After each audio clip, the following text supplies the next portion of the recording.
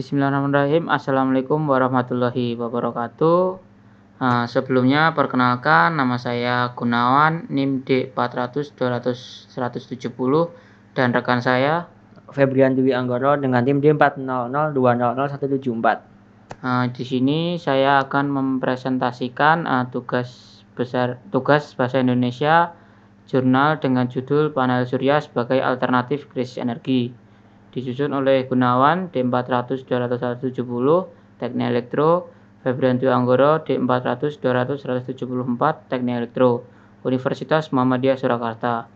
Abstrak, struktur energi nasional tahun ini menunjukkan bahwa gas alam 20%, batu bara 24,7%, minyak 48,4%, energi baru terbarukan 6,9%. Dengan pertumbuhan tahunan ekonomi nasional, konsumsi minyak pemanas (BBM) terus meningkat.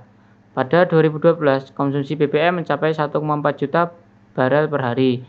Di sisi lain, produksi minyak mentah dari ladang minyak yang masih beroperasi menurun dari waktu ke waktu, dan hanya 830.000 barel per hari pada tahun yang sama. Di antaranya, Pertamina bisa mengubah 650.000 barel menjadi BBM. Dengan kata lain, untuk memenuhi kebutuhan dalam negeri sebesar 4.444, negara harus mengimpor setidaknya 750.000 barel per hari setiap tahun, yaitu 350.000 barel minyak mentah dan 400.000 barel bahan bakar, disesuaikan dengan produksi Pertamina kapasitas. Karena nominal impor sudah lebih tinggi dari produksi dalam negeri, sektor energi harus memiliki solusi energi alternatif, yaitu energi terbarukan. Pada saat yang sama, kandungan potensi energi alternatif negara ini sangat kaya dan beragam. Menurut berbagai penelitian, potensi tersebut antara lain biomasa, biofuel, energi panas bumi, matahari, angin, air permukaan, air laut, dan lainnya. Namun, pendekatan yang komprehensif diperlakukan untuk mencapai tujuan energi untuk kepentingan manusia. Artikel ini mencoba mengusulkan solusi alternatif dari tingkat kebijakan nasional hingga implementasi. Kata kunci: energi, energi baru dan terbarukan, renewable energy, kesejahteraan, dan solusi. Bab 1. Pendahuluan. Energi merupakan kebutuhan penting umat manusia, khususnya adalah listrik. Penggunaan listrik terus meningkat sering dengan bertambahnya jumlah penduduk di Indonesia. Penggunaan energi listrik terus berkembang, tidak hanya terfokus pada penerangan. Penggunaannya juga merambah ke berbagai bidang. Pada saat yang sama, jumlah energi yang berasal dari bahan bakar fosil, bahan bakar utama listrik, sejauh ini telah berkurang. Krisis energi rasional dengan bahan bajar fosil sebagai sumber utama telah terjadi dan akan membukur di masa depan. Dalam konteks Indonesia, sebenarnya ada sumber energi alternatif yang potensial bagi yang telah lama digunakan, yaitu energi radiasi matahari. Matahari memancarkan energi dalam bentuk gelombang elektromagnetik dengan spektrum panjang gelombang meliputi rentang antara 250 nanometer dari 2500 nanometer. Indonesia menerima energi radiasi harian rata-rata per satuan luas waktu kira-kira sebesar 4,8 kW per meter kubik. Selain itu, letak Indonesia yang berada di garis khatulistiwa membuat perkembangan dan memanfaatkan teknologi ini semakin optimal. Sel surya adalah perangkat yang dapat mengubah sinar matahari menjadi energi listrik dan dapat menghasilkan listrik hingga 156.486 MW, lebih banyak dari sumber energi terbarukan lainnya. Indonesia terletak di garis khatulistiwa dan memiliki banyak sinar matahari sepanjang tahun. Oleh karena itu, penggunaan energi surya sebagai PLTS sangat diminati, dan melalui banyak penelitian dan eksperimen telah mulai berkembang di seluruh negeri. Salah satunya adalah mempelajari sistem hybrid antara sel surya dan energi PLN. Sistem hybrid merupakan sistem alternatif yang dapat diterapkan pada rumah beban tinggi. Sistem hybrid menggunakan energi terbarukan sebagai sumber energi utama dan menggabungkan energi PLN sebagai sumber energi cadangan. Bab 2. Tinjauan pustaka. Pengertian renewable energy.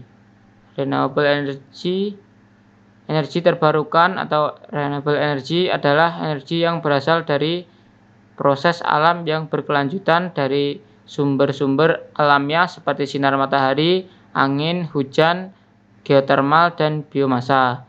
Pada tahun 2006, sekitar 18% konsumsi energi dunia berasal dari sumber-sumber energi terbarukan dan jumlah ini cenderung meningkat terus dari tahun ke tahun. Saat ini belum tersedia teknologi yang dapat mengambil alih produksi energi dari bahan bakar fosil.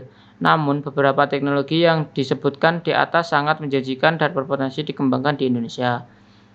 Beberapa sumber energi terbarukan atau renewable energy resource yang potensial dan ketersediaannya berlimpah di Indonesia antara lain angin, geothermal, hydropower, surya, biomasa, yaitu biogas, biofuel padat dan biofuel cair. Mungkin bisa dibaca sendiri angin, geothermal, hydropower, energi surya sebagai berikut. Dan untuk bioenergi dari biomasa dibagi menjadi biogas, biofuel padat, biofuel cair tadi, dan bioetanol. Pengatasan masalah krisis energi di masa depan. Manusia sangat memerlukan teknologi dalam kehidupannya, maka tercipta banyak sekali mesin-mesin berteknologi canggih untuk mempermudah manusia dalam menangani masalah krisis energi. Salah satunya dengan pemanfaatan panel surya. Panel surya mampu membantu untuk menghemat pengeluaran. Selain itu, energi surya mampu berkontribusi untuk mengurangi pemanasan global juga, terhindarnya dari ketergantungan listrik konvensional. Selain itu, dalam mendukung pemanfaatan energi terbarukan tersebut, Balai Besar Teknologi Energi atau B2TE BPPT bekerjasama dengan Asosiasi Kontraktor dan Jasa Energi Terbarukan Indonesia AKJTI mengadakan workshop tentang penerapan teknologi energi terbarukan dalam mendukung penyediaan listrik yang ramah lingkungan. Kemudian panel surya. Panel surya merupakan alat yang dapat mengubah energi cahaya matahari menjadi energi listrik. Teknologi fotovoltaik atau PV digunakan untuk mengkonversi radiasi matahari menjadi energi listrik. Energi listrik yang dihasilkan ini akan disimpan dalam baterai yang dapat digunakan untuk perangkat elektronik dan disesuaikan dengan kebutuhan listriknya. Panel surya dapat digunakan berbagai bidang, terutama digunakan oleh pelaku usaha di bidang industri, konstruksi, infrastruktur, bahkan keperluan rumah tangga. Adapun jenis-jenis panel surya yang dapat dimanfaatkan antaranya sebagai berikut, mungkin bisa nanti dibaca-baca sendiri.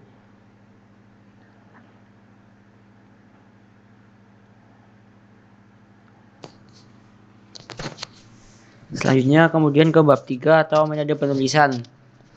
Yang pertama prosedur pengumpulan data. Data yang digunakan sebagai penunjang referensi kepustakaan dan teori pendukung ini didapatkan dari berbagai sumber yang terdiri dari buku, media elektronik, jurnal ilmiah, serta literatur data. Data yang kami dapat ini berisi kandungan tentang renewable energy, terutama tentang energi matahari. Kedua, pengolahan data. Pengolahan data pada karya tulis ilmiah ini menggunakan teknik deskriptif. Data yang telah didapatkan dari berbagai sumber rujukan dideskripsikan secara jelas dan rinci. Data yang telah dideskripsikan tersebut lalu dianalisis dengan mengkomparasi informasi terkait masalah yang pernah terjadi dan direlasikan dengan konsep serta teori sebelumnya yang akan menghasilkan nilai dan gagasan baru di dalam pemanfaatan renewable energy. Yang ketiga, analisis data dan pemasaran. Di antaranya itu aspek pasar analisis, aspek teknik, yang ketiga aspek finansial, keempat aspek lingkungan. Kemudian yang keempat, pendekatan penulisan. Tulisan dalam karya tulis ini bersifat kajian pustaka. Data yang telah diperoleh disajikan dengan tatanan bahasa yang sesuai dengan kaidah kebahasaan dan ditulis secara deskriptif, disertai dengan analisis data sehingga menjadi suatu kajian ilmiah yang tentunya dapat dikembangkan dengan lebih lanjut. Yang kelima, sumber penulisan. Informasi yang didapatkan dan dikumpulkan adalah informasi yang berkaitan dengan dengan energi terbaharui atau terbarukan. Karena bumi yang kita pijak juga perlu diperhatikan keasliannya. Renewable energy sebagai kajian jurnal ini kami bersumber dari database Google Scholar, buku internet, menggunakan kata kunci panel surya sebagai energi terbaharui. Lalu informasi tersebut dikembangkan dan dirangkai menjadi sebuah karya tulis ilmiah yang bertujuan untuk mengembangkan suatu energi alternatif yang ramah lingkungan untuk mengurangi dampak buruk dari energi konvensional yang ada di Indonesia. Yang keenam, sasaran penulisan. Dibuatnya karya ini ditujukan kepada masyarakat yang masih kurang perhatian terhadap lingkungannya sendiri bahwa masih banyak energi yang dapat dimanfaatkan yang lebih ramah lingkungan.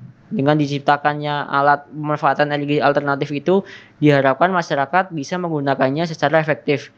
Mengingat dampak dari energi konvensional menjadi masalah yang tidak kunjung selesai, maka dari itu pemanfaatan energi terbarukan bisa menjadi jalan keluar yang banyak manfaatnya. 4. Pembahasan hasil analisis data. Prinsip operasi sel surya dimulai dengan partikel yang disebut foton yang merupakan partikel sinar matahari yang sangat kecil. Ketika foton ini menabrak atom semikonduktor sel surya, mereka dapat menghasilkan energi yang besar untuk memisahkan elektron dari struktur atomnya.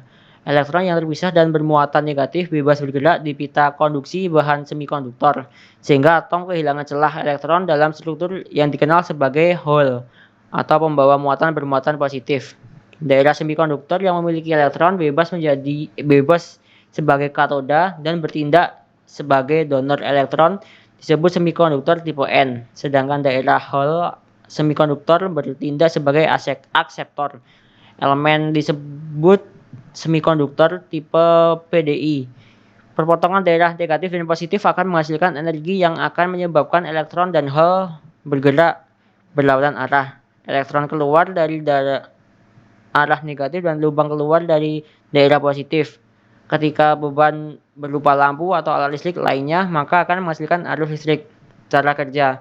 Penggunaan listrik telah mulai meningkat dalam beberapa tahun terakhir. Langkah yang berbeda mulai menemukan energi terbarukan baru di Indonesia. Salah satu dari banyak flash adalah penggunaan energi matahari untuk pembangkit listrik tenaga surya.